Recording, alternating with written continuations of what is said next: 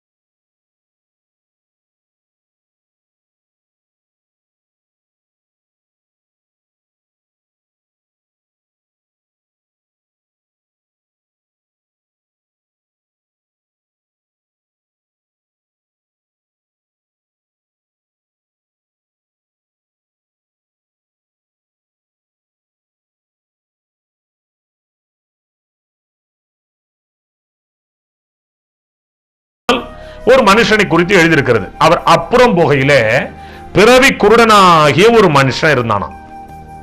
அந்த மனுஷன் பிறக்கும் பொழுதே குருடனாய் பிறந்திருக்கிறான். உடனே கூட இருக்கிறவங்க எல்லாம் கேட்கிறாங்க, என்ன கேட்கிறாங்க அப்படின்னா, இவன் செய்த பாவமா அல்லது இவனை பெற்றவர்கள் செய்த பாவமா? இவன் குருடனாய் பிறந்தது யார் செய்த பாவம்? மனுஷன் பாஸ்ட் டென்ஸே பேசுவான், கடந்ததே பேசுவான். இவன் பிறந்தது யார் செஞ்ச பாவம்? இவன் செஞ்சதா, இல்ல இவன் பெற்றவர் செஞ்சதா, இல்ல இவன் குடும்பத்திலே வந்த சாபமா? ஆனா அப்பா பேசுறது, ஆவியானவர் பேசுறது ஃபியூச்சரை தான் பேசுவார். இருக்கட்டும், கர்த்தருடைய பிள்ளைகளே, சிலவற்றை தேவன் நமக்கு அனுமதிக்கிறார்.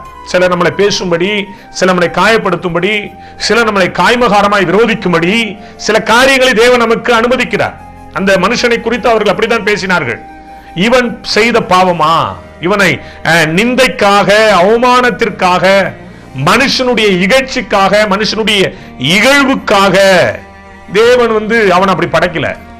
தேவன் நாம மகிமைக்காக தேவன் அவனை படைத்தாராம். அடுத்த வசனத்துல நீங்க வாசிச்சீங்கன்னா வேதம் சொல்லுது, 3ஆம் வசனத்துல, இது இவன் செஞ்ச பாவமும் அல்ல, இவனை பெற்றவர்கள் செய்த பாவமும் அல்ல, தேவனுடைய நாமம் இவன் மூலமாய் மகிமைப்படும்படி இவன் இப்படி பிறந்தான். ஏதும் சொல்லுகிறது, சீலோவாம் குளத்துல போய் அவன் கண்களை எல்லாம் கழுவி அவன் பார்வை அடைஞ்சிட்டு அவன் வரும்போது நிறைய பேர் பேசிக்கிறாங்க. எவர்கள் அவனை குறித்து தரைக்குறைவாய் வேதனையாய் அவனை காயப்படுத்தி பேசினார்களோ அவர்களே பேசுகிறார்கள், இவன் குருடனாய் பிறந்தானே, அல்லது இவன் சாயலா இருப்பானோ, அல்லது வேறு ஒருவனா, அல்லது இவனா, இப்பொழுது கண்கள் இவனுக்கு நன்றாக தெரிகிறது என்று சொல்லி அங்கே அவனை பார்த்து கேட்கும் போது அவன் சொல்லுகிறான். நீங்கள் 9ஆம் அதிகாரம், மறுபடியும் அவர்கள் குருடனை நோக்கி உன் கண்களை திறந்தானே, அவனை குறித்து நீ என்ன சொல்லுகிறாய்? அதற்கு அவன் சொல்லுகிறான், அவர் ஒரு தீர்க்கதரிசி. கர்த்தருடைய பிள்ளைகளே, கண்கள் திறக்கப்பட்டவர்கள் கர்த்தரை கர்த்தர் என்று அறிவிப்பார்கள். கண்கள் திறக்கப்பட்டவர்கள் தான் கர்த்தரை தீர்க்கதரிசி என்று சொல்லுவார்கள். கண்கள் திறக்கப்பட்டவர்கள் தான் சாட்சியாய் சொல்லுவார்கள். கண்கள் திறக்கப்பட்டவர்கள் தான் எருசலேமுக்கு, யூதேயாவுக்கு, சமாரியாவுக்கு சாட்சிகளாய் இருப்பார்கள். கர்த்தருடைய பிள்ளைகளே, இந்த நாளிலே நம்முடைய கண்கள் திறக்கப்பட்டது என்று நாம் நினைத்து கொண்டு இருப்போமானால் நான் தேவன் செய்ததை சொல்லுகிறவனாய் நாம் இருக்க வேண்டும். அப்படி செய்யவில்லை என்றால், நான் 15 வருஷம் சபைக்கு போறேன் பிரதர், 16 வருஷம் சபைக்கு போறேன், 20 வருஷம் சபைக்கு போறேன், நான் தான் சபையினுடைய மூப்பரு, நான் தான் சபைக்கு லெப்ட் ஹேண்ட் ரைட் ஹேண்ட் எல்லாம் இருக்கட்டும், கண்கள் திறக்கப்பட்ட பிள்ளைகளாய் இருப்பீர்களே ஆனால் நீங்கள் தேவனை குறித்து மாத்திரம் பேசுவீர்கள். அதுக்கு தான் கண்ணு திறக்கப்படணும். இன்னைக்கு அவன் செஞ்சான் பாருங்க, அவனை போய் எல்லாம் கேட்கிறாங்க, எப்படிப்பா நடந்தது? இல்ல, கர்த்தர் அவர்தான் தீர்க்கதரிசி, அவர் என்னுடைய கண்களை திறந்தார். கர்த்தருடைய பிள்ளைகளே, நீங்கள் கண் திறக்கப்பட்டவர்களாய் இருந்தால் நீங்கள் சாட்சிக்குரியவர்களாய் இருப்பீர்கள். தேவன் உங்களுக்கு செய்த நன்மைகளை நீங்கள் சொல்லிக் கொண்டே இருப்பீர்கள். சமயம் வாய்த்தாலும் சொல்லுவீர்கள், சமயம் வாய்க்கவில்லை என்றாலும் சொல்லுவீர்கள். இன்றைக்கு நீங்கள் கண்கள் திறக்கப்பட்டவர்கள் என்று சொன்னால் நீங்கள் அமைதியா இருக்க மாட்டீங்க. எல்லாத்தையுமே சொல்லுவீங்க. கர்த்தர் எனக்கு செய்த நன்மைகளை, 22 வருஷத்துக்கு முன்னாடி செய்த நன்மைகளை இன்றைக்கும் பெரிய பெரிய கூட்டங்களை நான் பேசும்போது, அல்லது சின்ன கூட்டங்களை நான் பேசும்பொழுது, இல்ல நண்பர்கள்ட்ட நான் பேசும்போது, இன்றைக்கும் என்னுடைய சாட்சியை நான் சொல்வது